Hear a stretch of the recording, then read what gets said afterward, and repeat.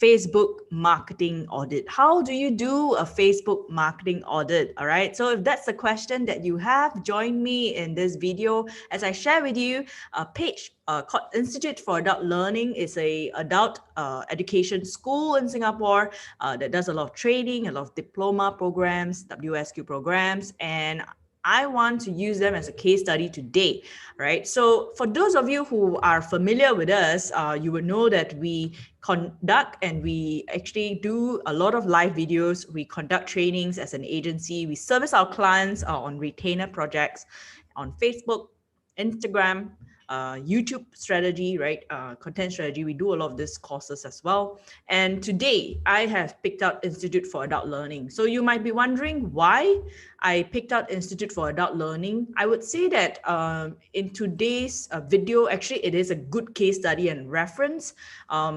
We will reference a lot to some of the audits that we have done previously as well. So if you're curious about that audit that we did, head over to our video on Facebook, which I'm going to link in the description as well. We did that audit yesterday, all right, on our Facebook Live, all right. So that video would eventually be on our YouTube channel as well. We have condensed it to a 10 minutes video. So if you'd like to watch that, look into the description in a week's time, or let us know that you would like the link and we'll share it with you. All right. So without further ado, let's get started. I'm Charmaine, founder and Chief Digital Marketing Officer at Sky Digital Agency. We teach and do social media and digital marketing. One of the things that I enjoy doing the most is to help people understand what social media marketing is about, what are some steps they can do to get started with social media and digital marketing, right? I just had a conversation with a client earlier, and I was just sharing with them that, a lot of times we want to know A to Z, what is social media marketing or what is Instagram marketing specific, right? But the key thing is that if I share those content with you and you don't know how to get started, you don't know what's next, I would prefer to come up with a training content, whether it's 3 to 4 hours, to help you out to get started. And one of the things that is very important right now with an audit is to help you understand what are some things to look out for in your Facebook business page to improve. All right. For those of you who are interested in Instagram audits, we have done quite a few in the last 6 months. I think at least 5 different audits. So I would also be adding them in the description below. Okay. Now, Institute for Adult Learning, I like their banner a lot. Yesterday, the audit that I did for Work Central, a co-working space in Singapore, I mentioned that it's always good to have people, faces, things happening, smiles, right? But sometimes when we, maybe it's easier to do illustrations, those are possible as well. And you see that they actually integrated something very personable to their brand, which is that accent. They call it an accent in Institute for Adult Learning, right? And always advancing our roadmap towards a continuous learning future, right? That's what they're all about. And you can see here that their first post here is a pin post, and it's always good to feature your best content. All right, even if you look at our own Facebook business page, we feature our best content at the top, right? So what do we want people to know? Those are things that we actually put on our Facebook business page as the top post, so that when people come in, they get impressed, they understand what we do.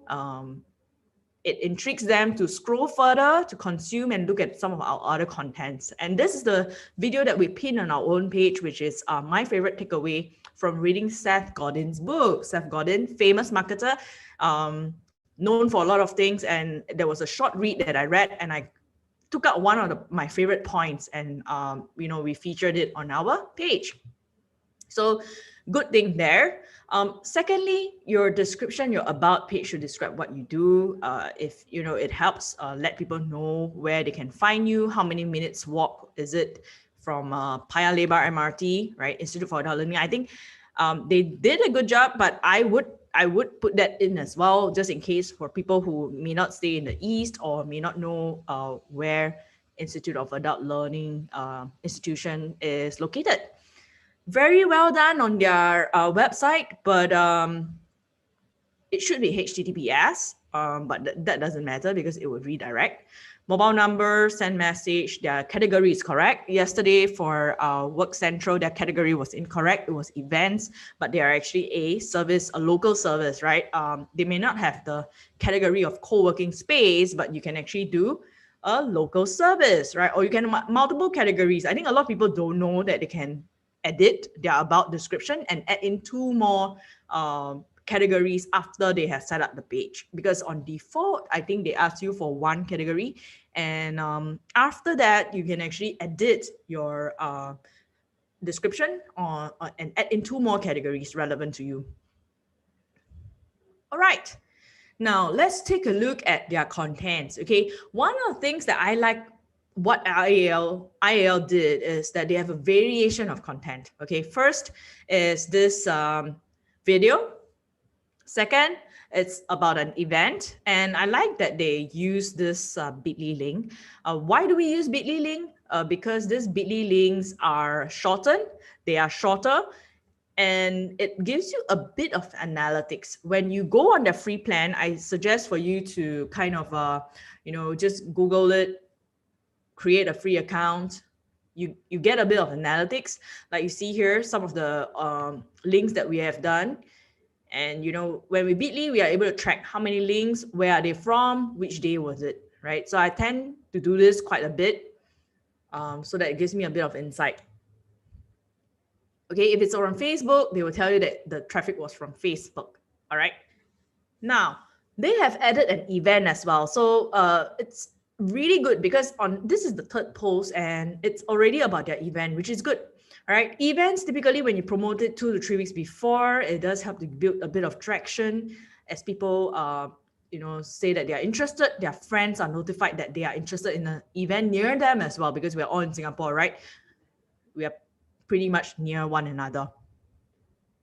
Okay, and when they talk about new programs that they launch, they talk about who is it for. So sometimes when we have a certain product or service, we want to help people to understand who is our products for, why should they consider these things. Okay, so these are contents to consider. They probably promoted this content. Okay, 214 likes. And look at this one. All right, this is called an issue. I think they had some press release, and they actually shout out the issue. So when you click on it, you will be linked to that issue as well. So cross promoting your content, helping people use your social media accounts to help people know what's happening, what to expect in the next few weeks or months, what's upcoming. Right. So they have a lot of events, very good balanced type of content, a summary of the upcoming content. I think that's really good. A lot of events like I did for Tampines Hub Audit just last week. If you like the video, is in the link. It's already up on our YouTube. And this is what I'm talking about. You should have a summary of events that's happening in the next few weeks. Like let's say today is already the start of April. They actually give you what are some of the key events to look out for in the month of April, which is something that I was suggesting Tampines Hub could look at. All right. So that is, okay, this is a video. They probably took it off or something. Okay, they were sharing a video, and look at this. These are some stats, right? Readiness and sharing them in a visual, attractive format. One of the things to understand and to note is that they use a lot of their corporate colors in their designs. So you can see that it's very consistent in terms of the colors that they apply. The purple and this, I would say turquoise, are their brand colors. All right, so those are anchors to their brand. And when people see it and it's in a certain format, you would know that it is from someone, right? So they didn't add their logo, right, in this view, which is rare. They usually add their logo in, but you know that this certain format is from IAL because they have planned a series of posts that has their brand colors. Okay, and it was consistent, and I like this type of post a lot. Okay, multiple graphics, preferably 4, and people scroll through them, so that increases the engagement. You break down the amount of text that people get to read or consume in each graphic, and that increases the engagement. It tells Facebook that people are interested, people are scrolling through, right? And what you want to do is to always link them, okay, to the call to action. So call to action page, and ask them to take an action. All right, so as you can see here, they're adding all the buttons, and I always like how they put those information out and have a certain perspective to their image. There's this like background, and there's this graphic here, so there's always a perspective to this graphics that they create, even on a laptop, right? They're just not just showing you the screen, right? They even have a perspective of the screen being in the graphic. So it's a variation, visually appealing as well. They don't do a lot of videos, but when they did a video, they pin it all the way to the top. So that is good, actually. They did a bit of teaser before they launched the video. They launched this, they posted this picture, right? So that people can look out for their upcoming content.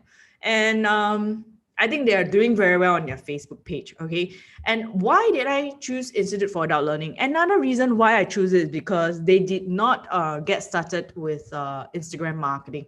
Okay, so if you look at, let's take a look at IEL's website. Okay, by the way, I teach at IEL. I teach one to two social digital marketing modules here. So I thought it was a great way to add on to the case study. Okay, I don't see their social media links, but one of the things that I mentioned about social media links, okay, it's here. One of the things I mentioned is to always check your website. I have visited a lot of websites recently, and when I click on it, it links to like Wix or WordPress, which is not their social media link. So always make sure that your links are linking well, are working well, okay?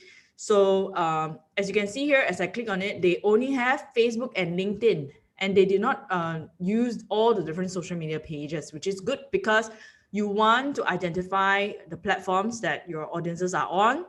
You want to also understand whether you can create contents for these social media platforms. Okay, so let's take a look at their post here on LinkedIn. All right, so they pinned this? No, they posted 1 month ago. Oh yeah, I think they pinned it. Yeah, they pinned the content. So you can see pretty similar content. All right.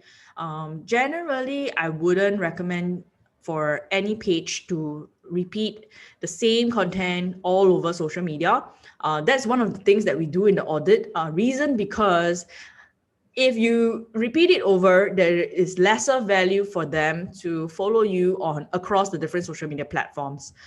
For us, when we realized that we actually did Facebook Live, a lot of Facebook Live, we picked some of our better performing content, graphics, posts to have them up, but it's not all our page. So if you scroll through our feed, right, you would realize that a lot more infographics are on our Instagram page. A lot of our Facebook Live, casual lives are on our Facebook Live, but then our long form content that are search engine friendly are usually on our YouTube page. Our long form webinars as well are on YouTube. They are not on Facebook. Even though we might have done a webinar when live, we would actually put the content out, edit it down a little bit. Usually if it's a 2-hour content, 2-hour webinar, we can edit it down to 1.5 hours. So yeah, so just to keep it condensed, just edit what is key and share it with your audience. Okay, so this is the audit. I talked about 5 things that they do really well. So let's do a very quick recap. Good banner. I think the banner does tell us what they do. Although they did not have people's faces, but it's illustration of people involved. They have this branding of the accent that they accent that they have of their logo, right? It's here. Okay, contextualizing as well. Very good tagline. Okay, they have their link set up. I think what would have been better is them adding their LinkedIn URL here, so people who are more active on LinkedIn can click through to follow them and check out their content on LinkedIn. Also, I think from their website earlier when I was linking there, it wasn't linking to posts. So when you grab your links, always grab from the post page, grab it out or grab the default page and link it to the social media links. Description is good. I would add 2 more categories, but I think they did well. At least the category is correct. It's education. They have pinned their post. That's a very good thing. They have pinned their very appealing videos on their LinkedIn, on their Facebook. They have a mixture of content. They use their color branding. They ask questions. They tell people who is it for. They use Facebook events as well. No matter your business, try to see whether or not you can host events. I think a lot of insurance and property agents, although they can host events, they don't really host events, which I think you should leverage on what can drive a lot of awareness and traction to what you do, right? And you want to think about how you can value add. So if I were to, graphics, very eye-catching, a summary of their events happening on in April, those are very good content, which I think Tampines Hub can, on Instagram, can consider. That was my audit. But if I were to say one thing that they can do better is to create contents that would help their community. Think about your audience. If a lot of your audience, for example, for IAL is adult educators, trainers, coaches, self-employed people, lecturers, even in IT, polytechnics, you want to ask yourself, what are some of the pain points that they have? How can you feature your courses? Because they have a lot of courses that are never talked about on Facebook, on social media, right? So I would think of those things and I would think of how to feature that, talk about it. In fact, I think it's a waste because they have quite okay engagements, 100 over likes on each post, 200 over for this. This is over already, okay. Right, so I would talk about those programs. I would invite the trainers up to talk a little bit about their programs. What are 3 things that they would like them to consider thinking about? Why is it important for them to take up the workshop, right? So things like that. I think it's content-wise, they do very well visually, but I think in the terms of the depth of the kind of content that you deliver or you put out on your social media platforms can be improved. All right, so that's all for my audit. If you have any other questions, feel free to let me know in the comments. Love to help you out, hear you out as well. Are there any other comments? Let me take a look at the Facebook Live. All right, if there's no other comments, that's all from my Facebook marketing audit for Institute for Adult Learning today. And I'm Charmaine. All right, if you like, if you have any questions, like to learn more, subscribe to us. We have weekly content about digital marketing, social media marketing, entrepreneurship, and I look forward to seeing you in my next video.